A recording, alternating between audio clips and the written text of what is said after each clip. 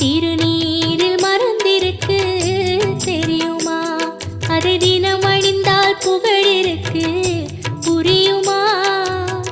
கந்தன் திருநீரில் மறந்திருக்கு தெரியுமா?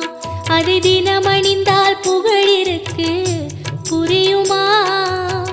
கந்தன் திருநீரில் மறந்திருக்கு தெரியுமா?